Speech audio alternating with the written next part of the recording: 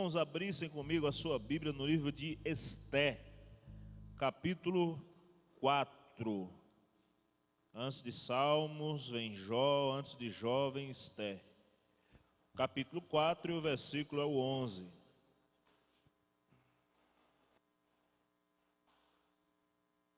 Esté 4, 11, ok.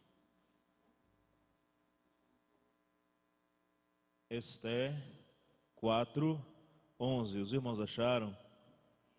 Então vamos fazer a leitura destes versículos, que vai do versículo 11 ao 17, que nos fala o seguinte: Todos os servos do rei e o povo das províncias do rei sabem que para todo homem ou mulher que entrar ao rei no pátio interior, sem ser chamado, não há senão uma sentença, a morte, salvo se o rei estender para ele o seu cetro de ouro, para que viva. Mas eu, nestes 30 dias, não fui chamada para ir ao rei. Quando as palavras de Esté foram relatadas a Mordecai, mandou ele de volta esta resposta: Não imagines que, por estares no palácio, tu somente escaparás dentre todos os judeus. Pois, se todo te calares agora, socorro e livramento de outra parte virá para os judeus. Mas tu és a casa do teu pai, mas tu e a casa do teu pai perecereis. E quem sabe se não foi para tal tempo como este que chegasse ao reino. Então mandou Esté que tornassem a dizer a Mordecai: Vai, ajunta todos os judeus que se acham em Susã e jejuai por mim. Não comais nem bebais durante 3 dias, nem de dia nem de noite. E eu e as minhas moças também assim jejuaremos. Depois irei ter com o rei, ainda que seja contra a lei. E se eu perecer, pereci. Assim Mordecai se foi e fez conforme tudo o que Esté lhe tinha ordenado. Senhor, nós apresentamos esta palavra a Ti e pedimos a compreensão desta palavra em nosso coração e a Tua bênção em nome de Jesus. Amém? Irmãos, nós nessa noite vamos falar sobre a festa do Purim. E essa festa, ela nada mais é do que o que aconteceu na vida de Esté, uma judia que se tornou rainha, tudo com um propósito divino. E acontece uma história interessante aqui. Vamos por partes, passo a passo. Essa festa é uma festa judaica.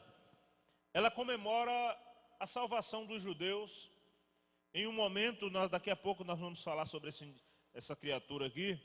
Em um momento em que Amã, ele decide exterminar os judeus. Existia um decreto que ninguém que se aproximasse do rei ficaria vivo se não se ajoelhasse diante do rei. Então Mordecai, como sendo um servo de Deus, como sendo um conhecedor das Sagradas Escrituras, da Torá, da lei, ele sabia que não deveria se ajoelhar nenhum outro que não fosse o Deus de Israel. E Mordecai atenta para Amã atenta para a situação de Mordecai, e ele vai tentar agora um jeito de matar não só Mordecai, mas todos os judeus que estavam na Pérsia, só porque Mordecai, ele não quis se dobrar diante da imagem do rei. E nós vamos entender aqui o que acontece. Mas vamos lá. Purim. Por que esse nome? Purim vem da palavra hebraica pur, que significa sorteio. Aí você diz, por que colocar o nome de festa do Purim? Porque essa palavra pur significa sorteio. Quando Amã resolve, ele consegue seduzir o rei para matar os judeus, ele procurou uma estratégia. E ele faz ali sorteios para que ele consiga encontrar a maneira correta de fazer o seu plano funcionar.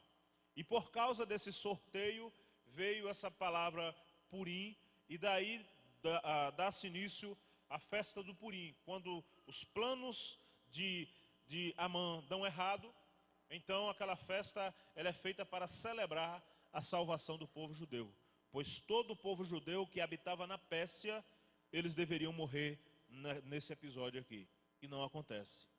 Irmãos, aí você diz, mas quem era Amã para ter tanto poder? Ele era o que nós podemos chamar hoje de um primeiro-ministro.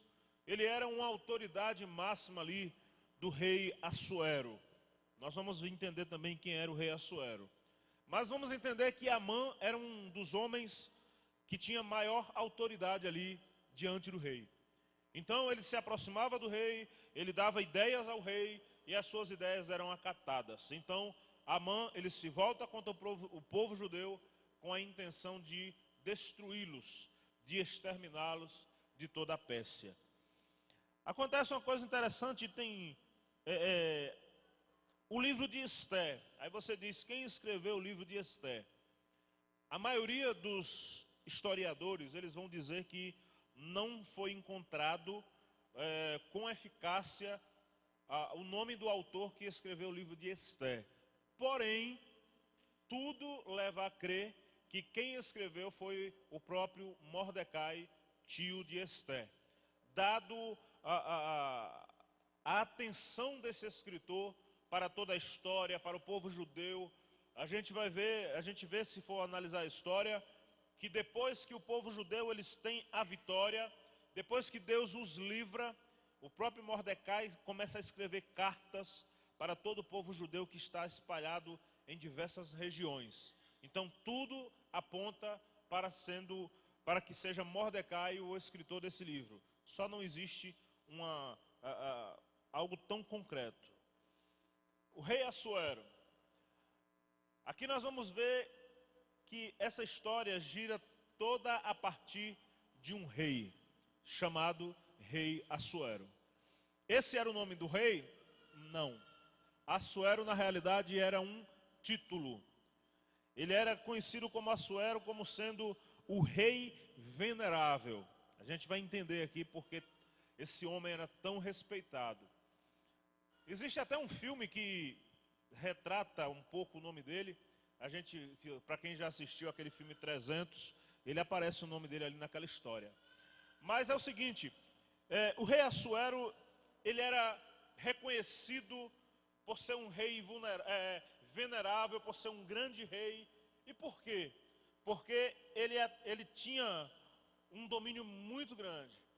O seu nome na realidade era Xerxes I, um homem poderoso que era filho do rei Dário, e ele cresceu no reinado, ele se tornou rei, e ele começou a conquistar terras, e não só a Pérsia, mas ele vai ali de todo o Oriente Médio, desde as fronteiras da Etiópia, o reino da Pérsia, a Média e a Babilônia.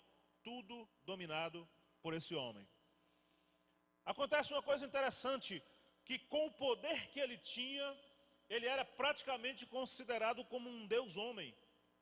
Era um homem que todos respeitavam. E na sua região, na região da Pérsia, em todas as regiões onde os persas habitavam, existiam muitos judeus. E aqui nessa cidade de Suzã, existiam muitos. Naquele episódio ali, irmãos, que narra a história de Esther, acontece algo interessante. Existia a rainha, ele era casado, ele tinha uma rainha, a rainha Vasti, que era neta de Nabucodonosor, uma mulher de muito respeito e também dizem que de uma formosura incrível, admirável. Um determinado dia o rei, Assuero, ele recebe muitos reis na sua presença, reis de todas as regiões, e eles passam dias e mais dias naquela reunião, comendo, bebendo, se alegrando. E chega um determinado momento que a própria palavra de Deus diz que Assuero ele já estava alegre.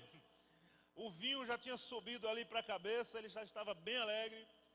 E ele teve uma ideia, ele diz, olha, eu quero que vocês, todos os reis que aqui estão, conheçam a minha esposa, a rainha Vasti, e vejam como é uma mulher formosa, pois era admirada pela sua formosura. E ele, como já estava bem alto ali do álcool, do vinho, ele diz, olha, eu quero que ela venha, que vocês... Ele chama os eunucos e diz, olha, vão chamar a minha rainha. Diz a ela que ela vista uma melhor roupa, ela coloque a coroa e ela vai vir aqui desfilar para que todos vejam a sua formosura. A rainha, ela se enfureceu com aquela atitude e ela manda uma resposta para o rei Assuero e ela diz, olha, eu não vou não. Mas minha rainha foi o rei que determinou, eu não vou. Naquele momento, irmãos, a palavra de Deus nos fala que aquilo ali quebrou o clima daquela reunião ali do rei Assuero, com todos os reis e governantes que ali estavam. Ele ficou indignado, envergonhado, e ele procura um meio de punir aquela mulher. E os próprios governantes que ali estavam disseram, olha, se o Senhor não der uma punição severa para a sua rainha, o que é que vai acontecer? Tanto no seu reino como no nosso reino, as mulheres vão deixar de respeitar os seus maridos. Sempre que o marido falar algo, as mulheres não vão obedecer, porque foi a rainha que desobedeceu ao próprio rei. E o rei fica indignado com aquela situação e ele faz uma pergunta e um daqueles reis ali respondem. E ele diz, olha, o que vocês acham que deveria ser feito? O rei diz, olha, não tem outra coisa. A única coisa que o senhor pode fazer é destituí-la do seu cargo e mandar que arrumem outra para substituir a presença dela. E assim ele fez. Ela foi destituída do seu cargo, ela perdeu toda a pompa, toda a glória que tinha. Aquela mulher que, além da sua beleza, tinha uma origem muito boa, que era neta de Nabucodonosor, mas foi isso que aconteceu.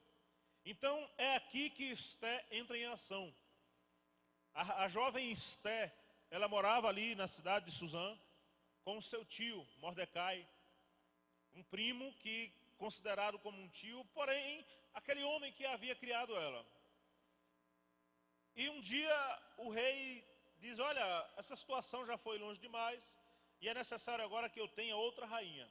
Ele convoca ali todos os eunucos, que eram aqueles que serviam ao rei, com as suas concubinas, com as mulheres. E ele diz, olha, eu quero que vocês façam uma seleção.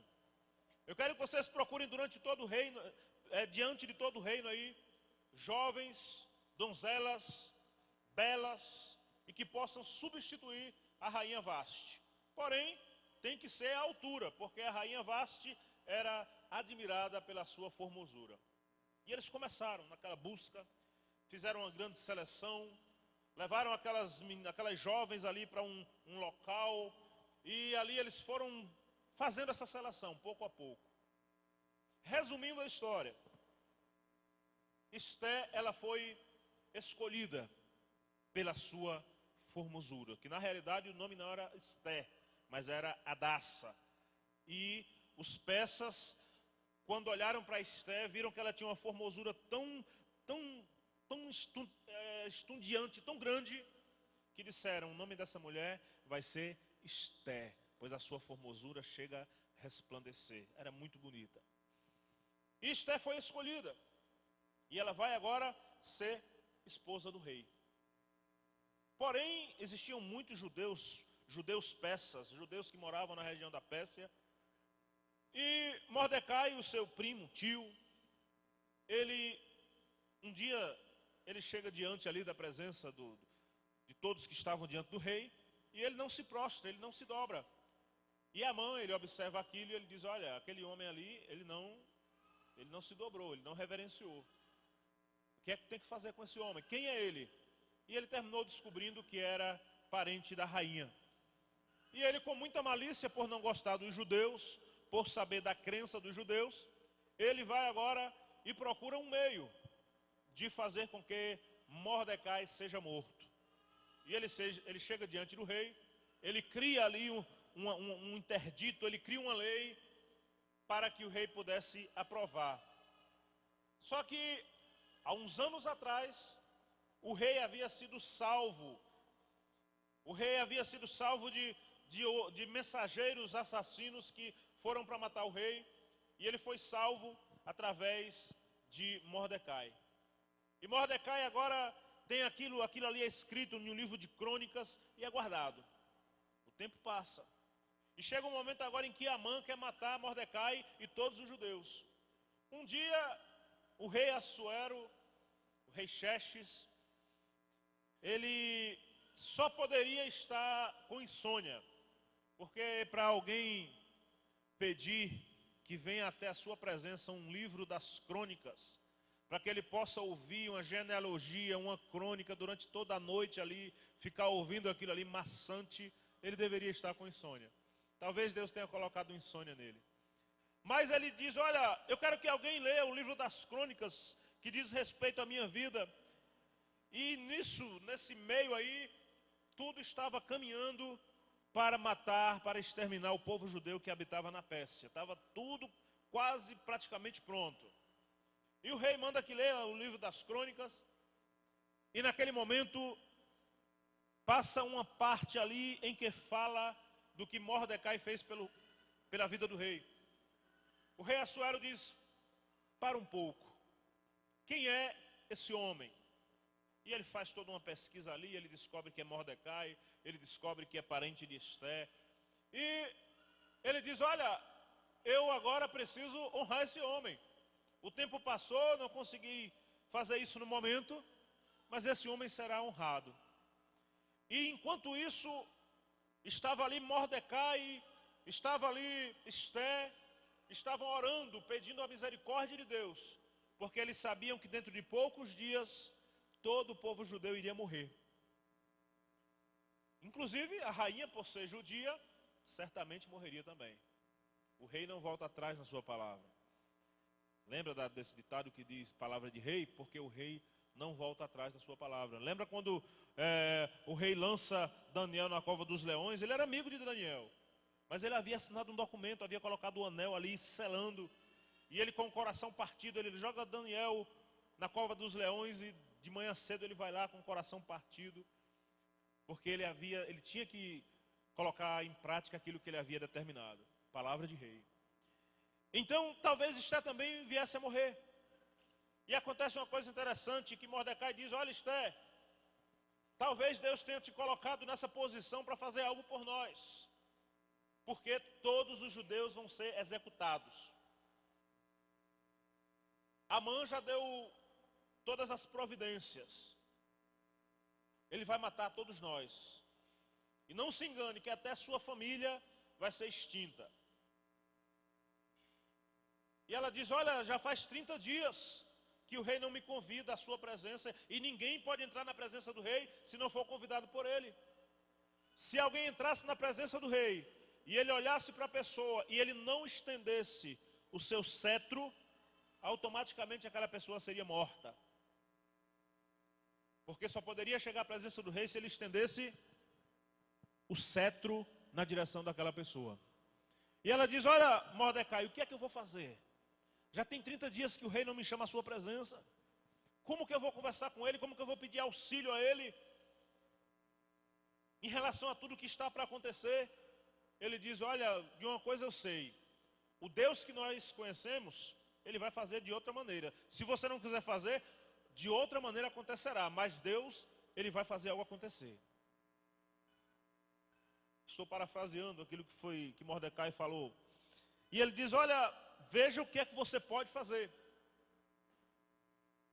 Naquele momento, ela que tinha contrição com Deus, ela que em momento algum se distancia de Deus, ela diz, olha, eu quero que alguém vá lá dar um recado a Mordecai, mais uma vez. Fala para Mordecai que a rainha mandou avisar ele, que todos os judeus, todo o povo judeu, eles devem jejuar durante 3 dias consecutivos. Jejum completo, jejuando por mim para que haja misericórdia, para que não venhamos perecer. Eu e todos aqueles que trabalham para mim também farão a mesma coisa. E alguém foi lá e avisa Mordecai, e ele diz, agora a coisa está funcionando. E nisso, Amã estava ali com a forca preparada, prontinho para começar a executar o povo judeu, um após o outro. Ele estava ali maquinando aquilo com muito prazer. Ele queria destruir o povo judeu. Ele queria destruir todos aqueles que estavam ali porque serviam a um Deus diferente do que ele servia. Para ele, o único rei que existia era Xerxes, o grande e poderoso rei. Um homem que dominava praticamente 17 nações, países daquela época. Muito poderoso. E a palavra de Deus nos mostra, irmãos, que quando ela começa a jejuar, quando todos começam a jejuar, é justamente quando Deus entra em ação e o rei manda, convida alguém, determina que alguém vá lá ler o livro das crônicas do que havia acontecido na vida dele. E alguém lendo ali aquele livro, ele ouve falar do livramento que ele havia recebido por causa de um homem chamado Mardoqueu, ou Mordecai. E ele diz, para um pouco, quem é esse homem? Quem é esse homem? E nesse meio tempo aí, todos já estavam jejuando. Todos já estavam se preparando para o milagre de Deus ou para a execução. E alguém diz, olha, esse homem aqui, ele é parente da rainha. Ele é um judeu. Sim, mas ele salvou minha vida. Ele se arriscou por mim. Arriscou sua própria vida para me salvar. E ele manda chamar Amã, o homem da sua confiança. O mesmo Amã que estava querendo matar todos os judeus. Ele diz, Amã achava que o único homem de confiança para o rei era ele. Então ele vem ali todo fofo, todo cheio de pompa. Ele diz, Amã, pronto meu rei. O que é que você acha que deve fazer para o homem que salvou a vida do rei? Vamos dizer assim. Para o homem que fez um grande benefício ao rei. Ele disse, opa, para mim. Olha, o senhor tem que botar esse homem no cavalo, o senhor tem que botar a melhor roupa. E tem que sair pelo meio da rua falando em voz alta que esse é um homem que merece honra. Ele disse, pois bem, Amã, você vai fazer isso com Mordecai.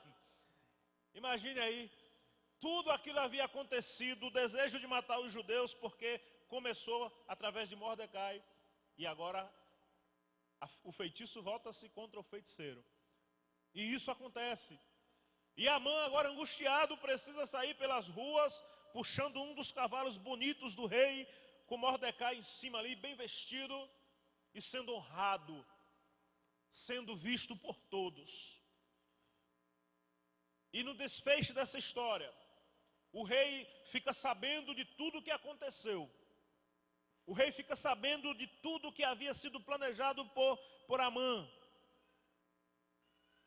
E ele diz, olha, essa lei ela vai ser revogada. O rei baixa um decreto ali, revogando toda aquela lei, tudo aquilo que estava sendo feito naqueles dias para exterminar os judeus. E ele diz, e acontece mais, tanto Amã como a sua família, eles serão exterminados da mesma maneira que queriam exterminar o povo judeu. E foi o resultado dele. E quando tudo aquilo passa, o povo resolve celebrar ao Senhor, o povo resolve adorar ao Senhor. E Mordecai começa a escrever cartas e mandar para as demais regiões, além de Suzã, aonde os judeus habitavam. Todos os judeus que moravam na Pérsia ficaram sabendo daquele acontecido. E eles criam ali aquela festa do Purim. Eles começam aquela festa. E diz a história que guloseimas eram feitas e eles partilhavam entre si e se alegravam para celebrar aquele dia que Deus deu o livramento. Não foi porque Esté se tornou rainha. Não foi apenas porque Mordecai havia salvado o rei. Mas foi porque tudo estava dentro de um plano divino para não permitir que o seu povo fosse destruído. Amém? Tudo estava dentro de um plano divino. O poder que Xerxes tinha na mão, o poder que Assuero tinha na mão, era muito grande. Ele poderia exterminar qualquer um, de qualquer maneira, de qualquer lugar, porque ele era poderoso. Um dos homens mais respeitados da região, da época, reinou durante 21 anos. Então, irmãos, o que acontece? A festa do Purim, ela fala sobre isso. sobre o dia que Deus livrou o seu povo da morte, sobre o dia que Deus deu o livramento. E não é que venhamos achar que foi porque Esté era rainha, mas Esté estava ali em submissão ao Senhor. Esté estava ali consagrando, Esté estava ali pedindo a misericórdia do Senhor, porque ela sabia que se desse qualquer coisa errada, ela também morreria. Então, essa história, essa festa, ela aponta nada mais, nada menos do que o poder e o cuidado de Deus para a vida do seu povo. Amém? O poder e o cuidado de Deus para a vida do seu povo.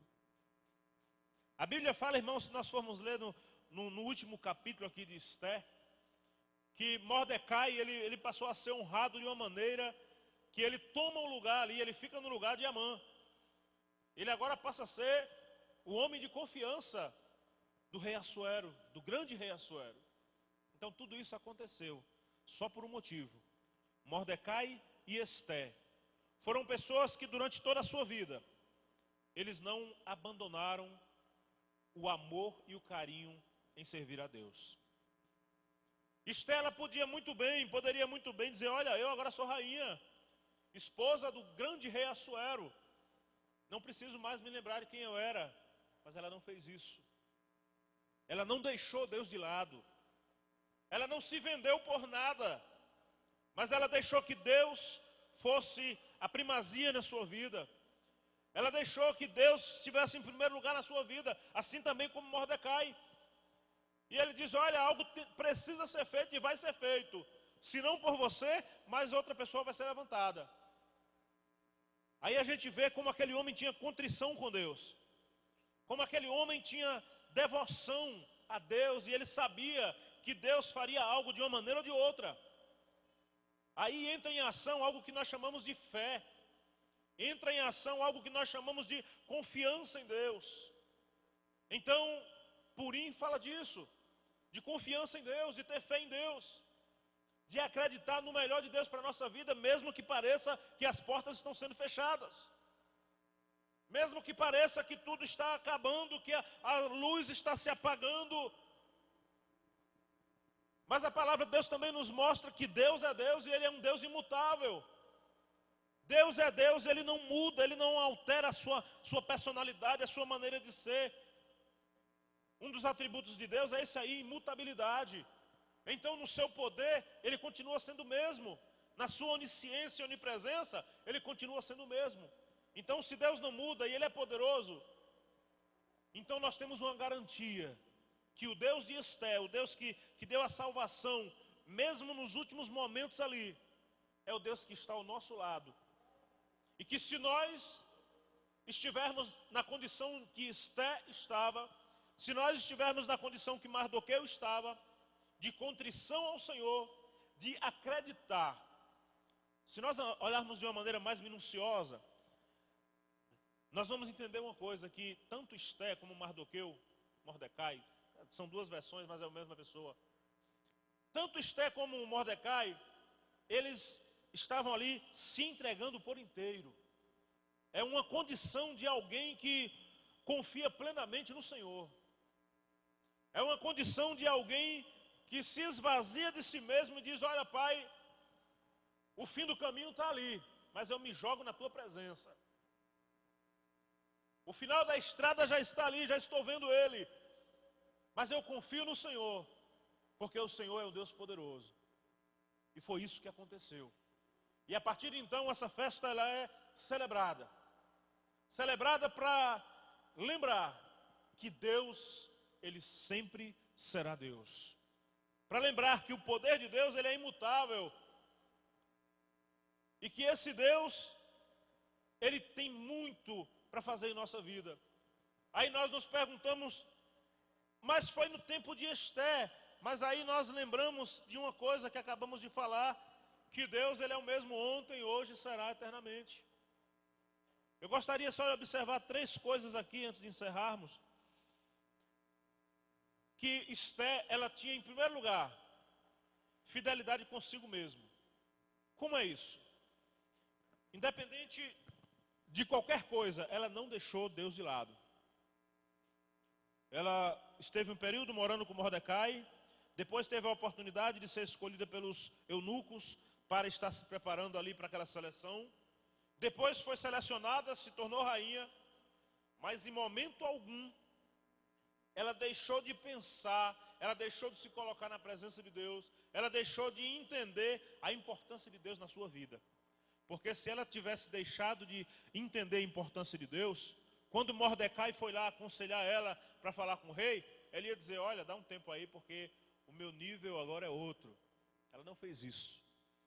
Ela disse, olha, manda falar com Mordecai que nós vamos começar a jejuar, nós vamos começar a consagrar, porque algo grandioso vai acontecer e precisa acontecer. Ela foi fiel consigo mesmo. O que é ser fiel consigo mesmo? É não sair da presença de Deus. Sabe de uma coisa que quando alguém sai da presença de Deus, ele não está sendo infiel para com Deus. Ele está sendo infiel em primeiro lugar para ele mesmo, com ele mesmo. Porque o prejuízo primeiro vem para ele. O prejuízo primeiro vem para ele pelo afastamento da presença de Deus. Então, Esther entende isso. Ela diz, olha, eu preciso ser fiel em primeiro lugar para mim mesmo, comigo mesmo. Porque dessa maneira, eu não vou ver Deus se distanciando de mim. Se nós somos infiéis para com o Senhor, precisamos entender que consequências vêm sobre a nossa vida. Então, precisamos ser fiéis conosco e entender a importância de que Deus ele continua sempre disponível, que Deus ele continua ao nosso alcance. A palavra de Deus nos fala que Deus não está com os braços encolhidos, nem os ouvidos tapados, para que possa nos ouvir ou nos abençoar. Deus é Deus, e Ele continua sendo Deus. E Deus ele quer nos usar, assim como Ele usou Esther, assim como Ele usou Mordecai, Ele quer ainda hoje nos usar. O que é que falta? A nossa disponibilidade, a nossa fidelidade, sermos fiéis conosco mesmos e entender que eu preciso estar na presença de Deus. É ser fiel comigo mesmo. Não é tentar enganar a mim mesmo e dizer, olha, não, de qualquer forma dá certo. Todo caminho leva a Deus e não leva. Irmãos, em segundo lugar, uma coisa que nós paramos para atentar aqui, que aconteceu com Mordecai e aconteceu com Esther. Fidelidade para com o próximo. Alguém que se preocupa com o próximo. Alguém que olha para os seus familiares, olha para aqueles que estão ao seu redor e se preocupa com eles. Como a gente fala sempre, e não pode se negar, que vivemos em uma sociedade individualista, aonde cada um de nós se preocupa com seus próprios interesses. Nós nos preocupamos com aquilo que vai nos fazer bem, com aquilo que traz benefícios para nós. Nos preocupamos com aquilo que pode nos promover, com aquilo que pode nos abençoar. Buscamos bênçãos? Buscamos. Mas buscamos uma bênção que possa nos beneficiar. A gente olha para Mordecai, olha para Esther, e não só eles, mas porque estamos falando do livro de Esther nessa noite, mas outros personagens da Bíblia. A gente olha para Esther e Mordecai e vê que, em primeiro lugar, a importância deles, a preocupação deles, foi em relação ao povo de Deus. Foi em relação àqueles que estavam ao seu redor no dia a dia. E eles disseram, olha, precisamos ser fiéis para com os nossos. Precisamos lutar por eles. Precisamos procurar o melhor para eles. Aqui fica uma lição muito grande, para que não venhamos estar aceitando esse individualismo, para que não venhamos estar aceitando essa condição de procurar o bem em primeiro lugar para nós e que aqueles que estão ao nosso redor que se virem. E não é isso que a palavra de Deus nos apresenta, não é isso que a palavra de Deus nos mostra. O próprio Senhor Jesus, quando Ele está para ser assunto aos céus, Ele diz, olha, vocês já estão conhecendo a verdade, vocês já estão prontos, então agora vocês precisam ir por todo mundo, pregar o Evangelho a toda criatura, porque aqueles que crerem e forem batizados, eles serão salvos. Quem não crê, infelizmente, será condenado. Mas tem que ficar a importância, a preocupação, a fidelidade com o próximo. Quer ver um exemplo maravilhoso de fidelidade com o próximo? Jesus, em determinado momento, está ali com a multidão. Acredita-se que milhares de pessoas estavam ali o acompanhando. E já tinham ali praticamente 3 dias acompanhando Jesus. E as pessoas não paravam para comer, não paravam para nada. Eles queriam ouvir a voz de Jesus, eles queriam ouvir os ensinamentos de Cristo. Era um povo que vivia em uma sociedade reprimida, uma sociedade machucada pelo Império Romano. As pessoas sofriam de todos os lados, financeiramente, psicologicamente, de todas as maneiras.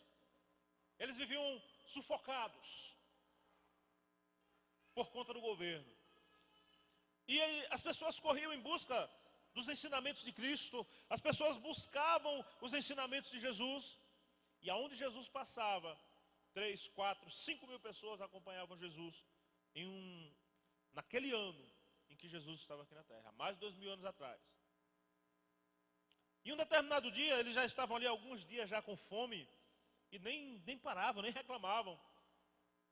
Os seus discípulos chegaram: Senhor, o Senhor não quer despedir esse povo para que eles possam ir para casa, não, e depois eles voltam, porque eles já têm alguns dias nos acompanhando, eles estão com fome, com sede, estão cansados.